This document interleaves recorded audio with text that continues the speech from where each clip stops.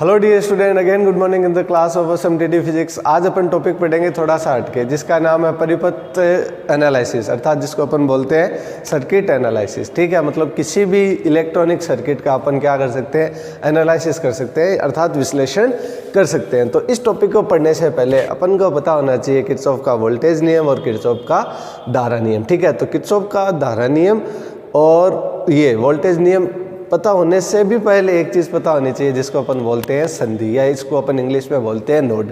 तो देखिए, पहले मैं आपको ये बताऊंगा कि संधि किसे कहते हैं। तो देखिए, आपने बहुत एक बड़ा सा कोई सा भी सर्किट बना लिया, एक एग्जाम्पल बना रहा हूँ जस्ट फॉर एग्जाम्पल के लिए। मान लीजिए यहाँ पे ऐसे कर दिया, ऐसे कर दिया, ठीक है, या जो भी आपका मन मर्जी है, ऐसे कर दिया, फिर ऐसे कर दिया, फिर यहाँ से जोड़ दिया, वॉटेवर जैसा भी आप क्या करना चाहो, जोड़ना चाहो। ठीक है, तो संधि किसे कहते हैं, मतलब कोई भी एक सर्किट में संधि या नोड बिंदु क्या होगा। तो नोड बिंदु का मतलब होता है कि किसी सर्किट का वह भाग, किसी सर्किट का वह भाग जिस पर, ध्यान से सुनना, मजा आएगा, आप कभी नहीं बोलोगे, जिस पर दो या दो से अधिक धाराएं, दो या दो से अधिक धाराएं आकर क्या करती हो, मिलती हो, क्या कहलाएगा, संधि कहलाएगा। अर्थात किसी परिपथ का वह भाग जिस पर दो या दो से अधिक धाराएं आकर एक जगह इकट्ठी हो जाए, है ना, इकट्ठी हो जाए, उनको अपन क्या बोलेंगे, सर्किट सॉरी नोड बोलेंगे ना। तो बताइए यहाँ पे नोड कहाँ पे बन सकता है।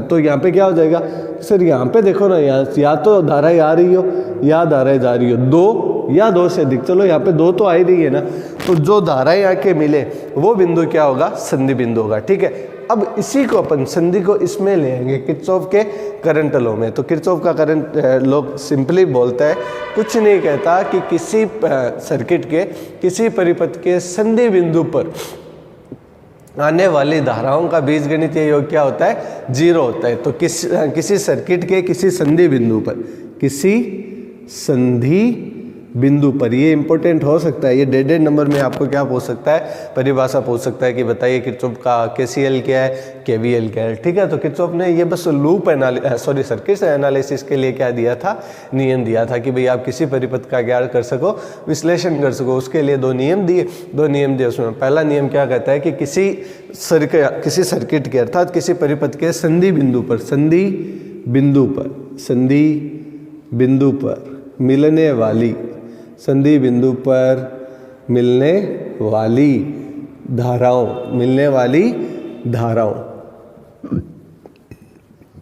का बीजगणितीय योग क्या होता है, जीरो होता है। गणितीय योग क्या होता है, शून्य होता है। बीजगणितीय योग, ब्रैकेट में ये शून्य को टैप करके लिख रहा हूँ, शून्य होता है, ताकि आपको पता चल जाए कि इसका मैथमेटिकल रिप्रेजेंटेशन कैसे होगा।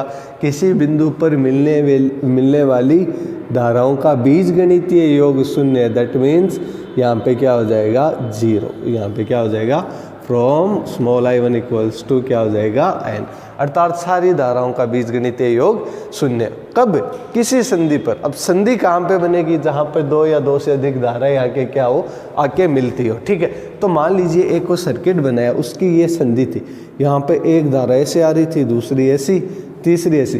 अच्छा सर, आपने बताया दो या दो से अधिक, इसमें कोई रिस्ट्रिक्शन तो नहीं है ना कि भाई दो या दो से अधिक तीन ही होनी चाहिए, चार ही होने चाहिए ना, कितनी भी हो सकती है। तो हमने एक, दो, तीन तो बना लिया, चलिए एक चौथी धारा ये बना लीजिए। ठीक है, और संधि का बिंदु हो गया, ये हो गया, संधि बन गई। ठीक है, यहाँ पे ये ले लीजिए, इसको आप बोल दीजिए I1, इसको आप बोल दीजिए I2। ठीक है, यहाँ पे बोल दीजिए आप I3 और इसको आप बोल दीजिए I4। ठीक है, अच्छा यहाँ पे एक ट्विस्ट है, अभी भी एक ट्विस्ट है, मजा आएगा जब आप ये ट्विस्ट सुनोगे। देखिए, जो धाराएं आती है वो तो प्लस, और जो धाराएं जाती है वो क्या होगी, माइनस। तो यहाँ पे एक स्टार डाल के लिख लेता हूँ, फिर आप स्क्रीनशॉट ले लेना इसका। जो धाराएं संधि पर पहुंचे, एक वर्ड में समझ लीजिए, पहुंचे, उनको तो लेना है प्लस, और जो निकल जाए, ठीक है, जो निकल जाए उनको अपन बोलना है माइनस। क्या बोलेंगे, माइनस। जैसे शादी फंक्शन में क्या होते हैं, गेस्ट आते हैं, तो जब गेस्ट आते हैं तो गेस्ट घर में मेहमान बढ़ते हैं कम होते हैं, बढ़ते हैं, तो इसका मतलब यहाँ पे क्या ले लेंगे, प्लस। और जब गेस्ट चले जाते हैं तब जो मेहमानों की संख्या वो क्या हो जाती है, कम तो हो जाते हैं माइनस, तो जो आने वाले को तो प्लस और जाने वाले को माइनस। ठीक है, तो यहाँ पे बताओ कैसे सम करेंगे। तो यहाँ पे सम के लिए क्या होगा, यहाँ पे सिंपली हो जाएगा, आ कौन सी रही है, I1 I2 I3, तो मतलब यहाँ पे हो जाएगा plus I1 plus I2 plus I3, और जा कौन सी रही है, संधि पर सारी नहीं आ रही है I1 I2 I4, I1 I2 I4, sir गलती कर दी, यहाँ पे क्या होगा I4। देखिए ना सर, ये संधि की तरफ आ रही है, ये संधि की तरफ आ रही है, ये संधि की तरफ आ रही है, लेकिन यहाँ पे खड़े होके देखो आपको लगेगा संधि से बाहर जा रही है, कौन सी, I3, तो माइनस I3 बराबर कितना हो जाएगा, 0, बराबर कितना हो जाएगा 0। जब आप इसका आप सॉल्यूशन करोगे तो एग्जैक्ट आंसर आ जाएगा I1 plus I2 plus I4 equals to कितना हो जाएगा, I3 हो जाएगा। ये लीजिए इक्वल्स टू कितना हो जाएगा, I3। कितना सिंपल है। ठीक है, इसके बाद अब अपन पढ़ेंगे किरचॉफ का वोल्टेज लॉ। क्या पढ़ेंगे, किरचॉफ का वोल्टेज लॉ। तो किरचॉफ का जो वोल्टेज लॉ है वो किसी लूप में लागू होगा। किस में लागू होगा, लूप में। अब देखो, जैसे मैंने आपको संधि बताया वैसे ही मैं आपको क्या पढ़ाऊंगा, लूप पढ़ाऊंगा। तो संधि का मतलब कोई एक पॉइंट, और लूप का मतलब किसी सर्किट को, आप किसी सर्किट को एक बिंदु से शुरू हुए और सारी जगह घूमते घूमते घूमते घूमते घूमते वापस उसी जगह पे आ गए, तो वो क्या बन जाएगा, लूप। अब सर कैसे सर्किट होता है, कैसे घूमते हैं, तो ये देखिए, पहले केवल लूप समझिए। लूप का मतलब क्या होता है, यहाँ पे मैंने लगा दी एक बैटरी, यहाँ पे मैंने जोड़ दिया R1, यहाँ पे फिर मैंने जोड़ दिया R2, ठीक है। फिर मैंने वापस कोई मन मर्जी से क्या लगा दी, बैटरी, फिर मैंने वापस क्या जोड़ दिया, कोई R1, ठीक है, और क्या कर दिया, बंद कर दिया। तो देखिए, लूप का मतलब एक बिंदु से स्टार्ट हुई, मैंने कहा ना, जहाँ से घूमते घूमते घूमते घूमते घूमते वापस यदि आप उसी बिंदु पे आ गए, जैसे आप A से B गए, B से C गए, C से D गए और D से वापस किस में आ गए, A में, तो ये क्या बनेगा, लूप बनेगा। तो लूप का नाम क्या हो सकता है, A B C D A। Loop की पहचान क्या रहेगी, यदि पहला वर्ड A है तो घूम फिर के वापस किस पे आएंगे, A पे आएंगे। दैट मीन्स वापस वही क्या बना लेगा, एक लूप बना लेगा। जैसे मान लीजिए लूप का मतलब एक प्रकार की रिंग हो गई ना, या एक प्रकार का कोई एक बंद आकृति होगी। आकृति बंद कैसे होती है, जहाँ से शुरू हो वापस वहीं पे आ जाओ। मान लीजिए आप यहाँ से हटा दो मतलब, तो ये लूप बनेगा, नहीं बनेगा। तो दैट मीन्स यहाँ पे क्या हो जाएगा, अगेन अपन बोल सकते हैं कि लूप बनने की कंडीशन क्या है, A B C D A क्या होना चाहिए, एक बंद होना चाहिए, बंद आकृति होनी चाहिए या बंद परिपथ होना चाहिए, ठीक है। अब किरचॉफ ने लूप के बारे में क्या कहा, किरचॉफ ने लूप के बारे में क्या कहा, तो किरचॉफ ने सिंपली बोला, क्या बोला कि लूप में किसी एक बिंदु से शुरू होने पर, कोई सा भी बिंदु ले लो, आपकी इच्छा हो तो यहाँ पर D B, किताब में जनरली अपन A से स्टार्ट होते हैं, मैं कहता हूँ आप B से स्टार्ट होगी ना, क्या फर्क पड़ेगा, B से स्टार्ट होके वापस B पे आ गए, है ना, तो लूप बन गया। तो मतलब जो वोल्टेज होगा ना सम, वो क्या रहेगा, 0 रहेगा। अर्थात किसी लूप में वोल्टताओं का बीजगणितीय योग क्या रहता है, 0 रहता है। तो मैं बोल दूं किसी लूप में, यहाँ से लूप वर्ड को यूज करते हुए, लूप में वोल्टताओं का मतलब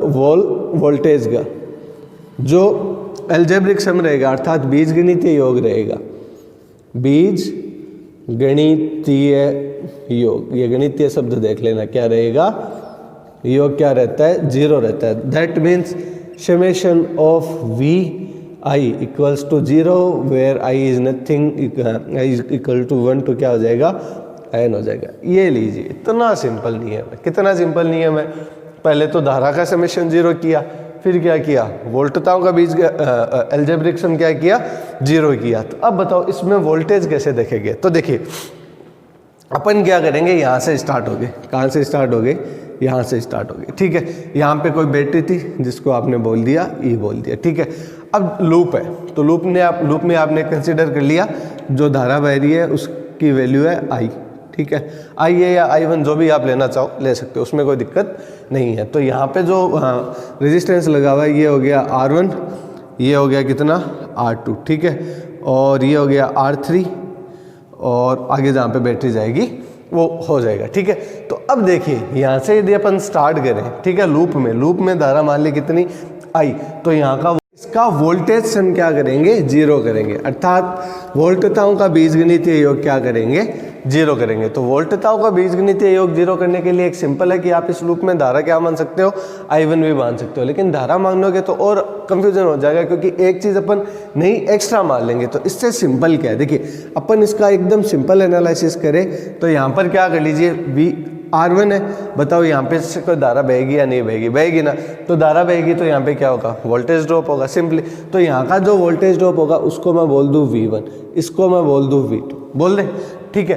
तो अब यदि अपन KVL लगाएं तो KVL क्या कहता है, किसी एक बिंदु से स्टार्ट हो जाओ, वापस उसी बिंदु पे आओ, तो बीच में जितनी भी वोल्टेज मिलेगी उनका जो बीजगणितीय सम होगा, एल्जेब्रिक सम होगा, वो क्या होगा, जीरो होगा। तो यहाँ से शुरू हो जाओ, तो यहाँ पे जो वोल्टेज कितनी मानी हमने, V1, तो यहाँ पे ले लीजिए V1 प्लस क्या हो जाएगा, V2, V1 प्लस V2। अपन परिपथ में गए, अपन को मिला क्या, V1 और V2 मिला, ठीक है। आगे जाएंगे तो एक बैटरी मिलेगी, जिसके आप कौन से टर्मिनल में एंटर कर रहे हो, माइनस के टर्मिनल में कर रहे हो ना, तो इसका मतलब यहाँ पे क्या आ जाएगा, -E2। फिर आपने घूमते घूमते देखा यहाँ पे R3 है, यहाँ पे आपने देखा R3 है, तो R3 को जब आपने देखा तो यहाँ पे आपने वोल्टेज मान लिया कितना, V3, तो यहाँ पे प्लस लिख दीजिए और कितना लिख दीजिए, V3 लिख दीजिए, ठीक है।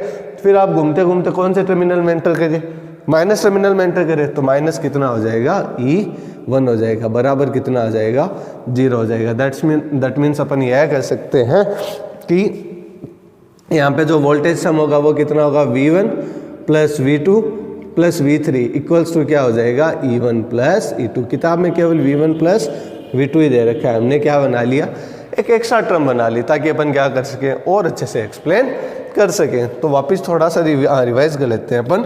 यहाँ से स्टार्ट हुई V1 प्लस V2, इनका हमने वोल्टेज क्या मान लिया, V1 V2 मान लिया। इंटर किस में किए, माइनस टर्मिनल में, तो माइनस लगा दिया। तो वापस इसका क्या मान लिया, R3 है, कुछ ना कुछ तो धारा प्रवाहित होगी, तो यहाँ पे क्या आ गई, V3 आ गई। फिर हम किस में एंटर कर गए, -E में, तो यहाँ पे क्या एंटर कर दिए, -E1, और टोटल सम क्या कर दिया, 0।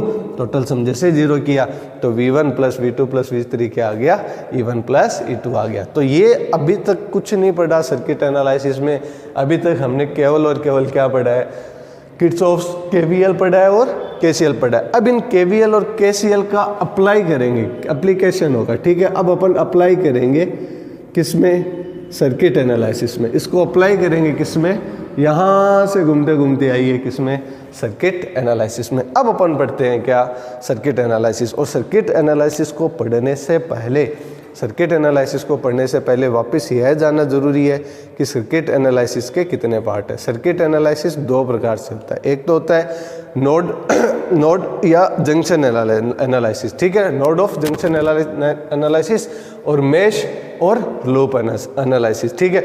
या तो संधि विश्लेषण बोल दीजिए, या इसको क्या बोल दीजिए, पास या लूप विश्लेषण। यदि आप हिंदी में बोलना चाहो तो ये तो क्या हो गया, संधि विश्लेषण, ठीक है, किसी सर्किट का संधि विश्लेषण, ठीक है। ये हो गया किसी सर्किट का पास या लूप विश्लेषण, ये क्या हो गया, पास या लूप विश्लेषण, या सिंपली अपन लिखना चाहें तो ये हो गया लूप विश्लेषण, ठीक है। अब देखिए ये भी दो प्रकार का होता है, तो आज अपन केवल और केवल एक ही एनालिसिस पढ़ेंगे जिसका नाम क्या है, संधि एनालिसिस, ठीक है। यहाँ पे क्वेश्चन वापस बनता है, सर ये जो अपन संधि एनालिसिस पढ़ते हैं ना, ये किसके लिए पढ़ते हैं, वोल्टता के लिए या धारा के लिए? समझना, शानदार इंटरेस्टिंग चीज़ है। ये क्लियर हो गया तो फिर ये कभी आपको डराएगा नहीं, बहुत सिंपली समझ पाओगे। ये जो एनालिसिस होता है वो हमेशा और हमेशा, देखना एक शब्द लिख रहा हूँ, किसी परिपथ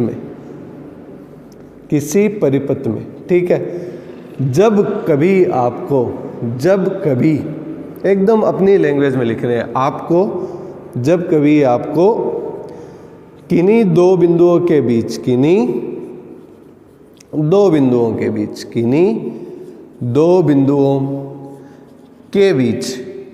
क्या निकालना हो, बोलिए, वोल्टेज डिफरेंस अर्थात विभवांतर निकालना हो, ठीक है, वोल्टेज डिफरेंस।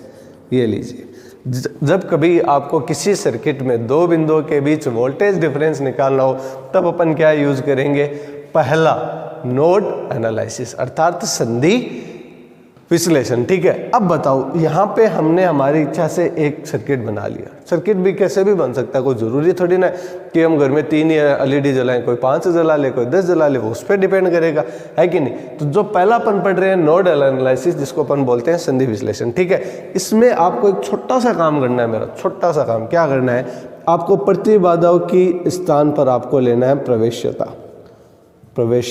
और प्रतिबाधा प्रवेश्यता में सिंपली डिफरेंस होता है, ये R हो गया, ये हो गया 1/y। ठीक है, तो y क्या हो जाएगा, y हो जाएगा 1/r, ये लीजिए सिंपली। तो y का मतलब 1/r। प्रतिबाधा के स्थान पे आपने क्या ले लिया, प्रवेश्यता ले लिया। तो प्रवेश्यता लिख दीजिए, यहाँ पे y1 लिख दीजिए, यहाँ पे आपकी जो मन मर्जी हो y2 y3 लिख दिया, यहाँ पे y4 और यहाँ पे कितना लिख दिया y5। ठीक है, लिख दिया।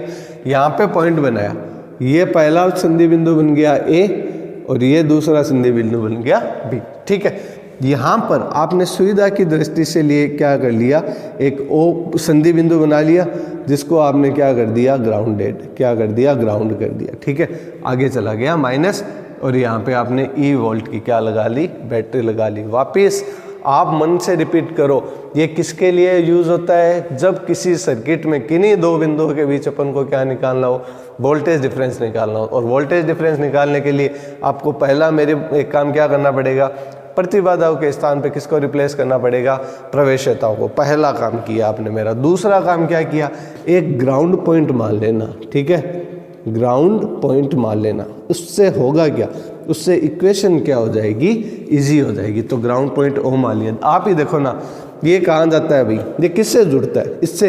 ये किससे जुड़ता है, आगे माइनस में। तो मतलब यहाँ पे ही हमने क्या कर दिया, इसको ग्राउंड कर दिया। बात तो एक ही है, ये घूमते घूमते कहाँ चला जाएगा, यहाँ पे। तो ये जो ग्राउंड पॉइंट किया, इसका वोल्टेज कितना हो जाएगा, 0। इसका वोल्टेज कितना हो जाएगा, 0। दैट मीन्स अब अपन क्या कर सकते हैं, बहुत इजीली सर्किट को क्या कर सकते हैं, एनालिसिस कर सकते हैं। ठीक है, इसके लिए अपन क्या बना सकते हैं, एकदम इजीली इक्वेशन बना सकते हैं। तो देखिए आइए,